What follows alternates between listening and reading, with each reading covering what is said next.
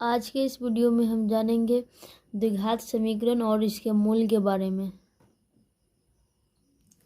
ये हमारा द्विघात समीकरण है क्योंकि इसकी जो पावर है, इस समीकरण का जो पावर है वो 2 है। ठीक है। एंड ए बराबर नॉट जीरो, अर्थात कि यहाँ पर जो बोल रहे हैं ना कि ए बराबर नॉट जीरो, ए बराबर हम जीरो नहीं ले सकते, क्योंकि अगर जीरो ले लेंगे तो फिर ये द्विघात समीकरण रह ही नहीं जाएगा। मतलब अगर मान लो कि कोई 4x² प्लस 2x प्लस 6 है, तो अगर हम यहाँ एक्स स्क्वायर का गुणांक जो है 4 है, ठीक है, 4 की जगह पर अगर हम जीरो है, जीरो रखा जाएगा तो जीरो इंटू एक्स स्क्वायर, तो ये भी क्या हो जाएगा, जीरो हो जाएगा। तो फिर बचेगा क्या, 2x प्लस 6, जो कि द्विघात नहीं है, इसका घात कितना है, 1 है। तो ये द्विघात समीकरण नहीं रह पाएगा। ठीक है, इसलिए यह बोल रहा है कि ए बराबर नॉट जीरो, ए बराबर नॉट जीरो हम नहीं लेंगे, न तो ले लेते हैं तो एक घातीय समीकरण बन जाएगी। और ये द्विघात समीकरण का व्यापक रूप है। और अब हम जानेंगे इसके मूल के बारे में। तो मूल जो है, मूल और शून्यक में कोई अंतर नहीं है। ठीक है, मूल और शून्यक में कोई अंतर नहीं है। यदि दो वास्तविक संख्या, ठीक है, ए और बी, किसी द्विघात बहुपद का के शून्यक हो, ए और बी किसी द्विघात बहुपद के शून्यक हो, तो ए एवं बी को किसी द्विघात बहुपद A x square plus B x plus six का गुणनमूल कहा जाता है। ठीक है, मूल इसलिए कहा जाता है क्योंकि जैसे कि शून्य का मान रखते हैं, मतलब किसी भी बहुपद, इस समीकरण से समझते हैं कि मूल और शून्य क्या होती है। ठीक है, तो अगर मान लेते हैं कि एक्स, और आप पहले यहाँ 3 ले लेते हैं, तो हम एक्स की जगह पर कितना रखेंगे, 3 रखेंगे, स्क्वायर माइनस 7 प्लस 12, तो 3 3 9 माइनस 7 21 प्लस 12, 9 और 12 जोड़ेंगे तो 21 माइनस 21 बराबर 0। मतलब ये क्या हो गया, 1 और 3 इस समीकरण का मूल कहलाएगा।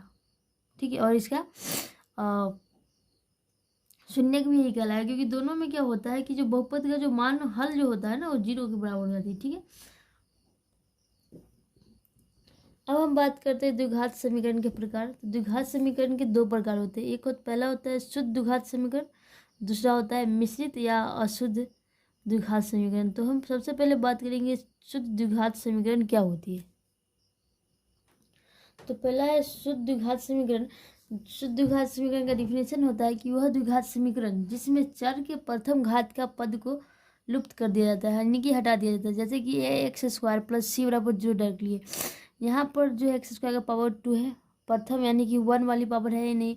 यहाँ पर क्या होता है कि A x square plus B x plus C में क्या किया जाता है कि बी बराबर 0 रख करके, ठीक है, बी बराबर 0 रख करके इसको हटा दिया जाता है। यानी कि हम यहाँ पर बी बराबर 0 रखेंगे तो क्या बचेगा, सिर्फ यही बचेगा, क्योंकि यहाँ 0 हो जाएगा तो 0 का कोई है नहीं, तो हम उसको हटा देते हैं और ए एक्स स्क्वायर प्लस सी लिखते हैं। ठीक है, तो ये जो है हमारा शुद्ध द्विघात समीकरण कहलाता है। तो इसका उदाहरण हो जाएगी 9x स्क्वायर माइनस 36 बराबर 0, या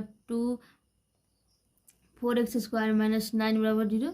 ये सारे क्या है, हमारे शुद्ध द्विघात समीकरण, यानी कि शुद्ध द्विघात समीकरण। ठीक है, इसमें जो है प्रथम घात को लुप्त कर दिया जाता है। अब हम बात करेंगे मिश्रित या पूर्ण द्विघात समीकरण क्या होती है। तो वह द्विघात समीकरण जिसमें चर राशि के प्रथम एवं द्वितीय दोनों घात पाए जाते हैं, मिश्रित या अशुद्ध द्विघात समीकरण कहलाता है।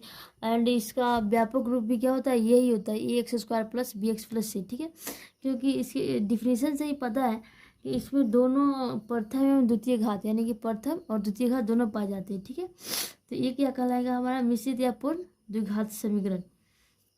4x square minus 25 x minus 21, ये हमारा इसका मिश्रित द्विघात समीकरण का उदाहरण हो गया। या फिर हम ये ले सकते हैं 7x स्क्वायर माइनस 8x बराबर 0, क्योंकि इसमें भी दोनों घात वाले। ठीक है, तो अब हम बात करेंगे कि शुद्ध द्विघात समीकरण का हल कैसे किया जाता है। ठीक है, शुद्ध द्विघात समीकरण का हल कैसे ज्ञात किया जाता है।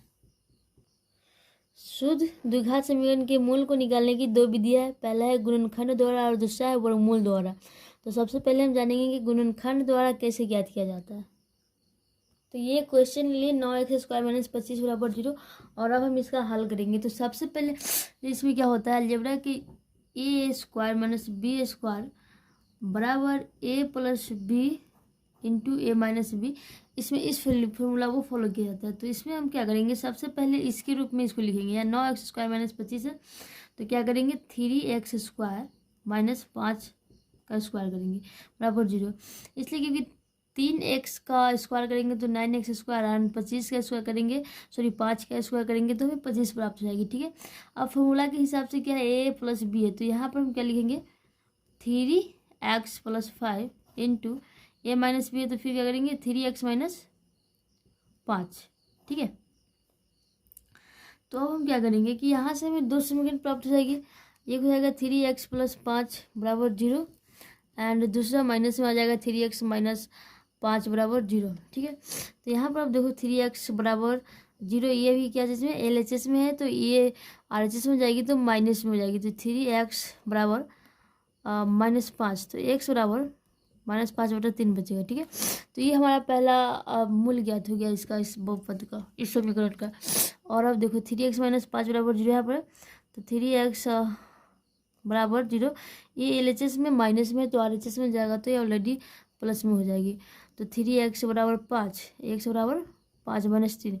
तो इस बहुपद, इस समीकरण का हमें 2 मूल प्राप्त हो गया, -5/3 एंड बराबर 5/3। मूल करने का मतलब कि अगर ये मान हम इस बहुपद में, इस समीकरण में डालेंगे ना, तो इस समीकरण को क्या करेगा, वो 0 बना देगी।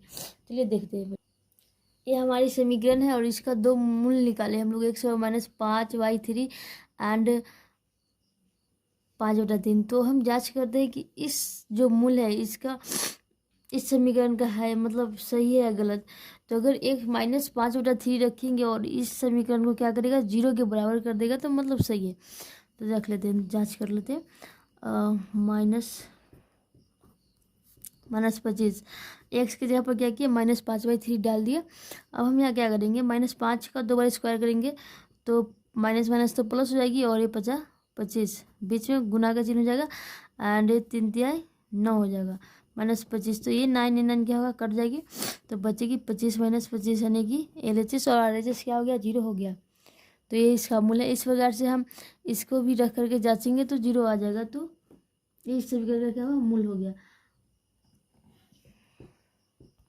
द्विघात समीकरण का जो होता है 2 शून्यक और 2 मूल होती है इसके घात के बराबर, क्योंकि इसका अधिकतम, द्विघात समीकरण का अधिकतम घात 2 ही होता है, इसलिए इसका मूल भी क्या होता है, 2 होता है, या शून्यक भी 2 ही होता है।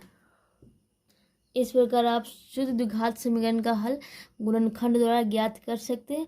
एंड अब हम बात करेंगे वर्गमूल द्वारा कैसे ज्ञात किया जाता है। तो इसी समीकरण को हम ले लेते हैं, 9x² माइनस 25 बराबर 0। तो इसमें क्या होता है, सबसे पहले x² के गुणांक को बाई ओर लिखा जाता है, और जो अचर पद होता है ना ये 25, इसको हम लोग दाई ओर कर देंगे। तो 9x² बराबर 0 + 25 हो जाएगा, तो 9x² बराबर सोचो 25 हो जाएगा, क्योंकि 0 में 25 जोड़ेंगे तो उतना ही रह जाएगी। अब हम क्या करेंगे कि यहाँ पर x² गुणांक कितना है, 9 है, और यहाँ अचर पद 25 है, तो इसके गुणांक से इसमें क्या करेंगे, भाग दे देते हैं। x² 25/9 हो जाएगा। और यहाँ पर क्या है कि यहाँ पर जो है स्क्वायर चढ़ा हुआ है, तो स्क्वायर क्या करेगा, इस पर इधर आके रूट चढ़ा देगा, तो x बराबर 25/9। तब हम यहाँ प्राप्त हो जाएगा, इसका वर्गमूल टूटेगा तो इसका वर्गमूल +-5/3, क्योंकि 50 25 और 3 9 हो जाएगी। तो इस प्रकार से x बराबर -5/3 +5/3 लिख सकते हैं। तो इसको इस प्रकार से हम प्राप्त कर लिए। तो वर्गमूल द्वारा भी समीकरणों का हल ज्ञात किया जा सकता है, यानी कि शुद्ध द्विघात समीकरण द्वारा आप ज्ञात कर सकते हो बहुत सारे समीकरणों को। बस आज के लिए इस वीडियो में इतना ही।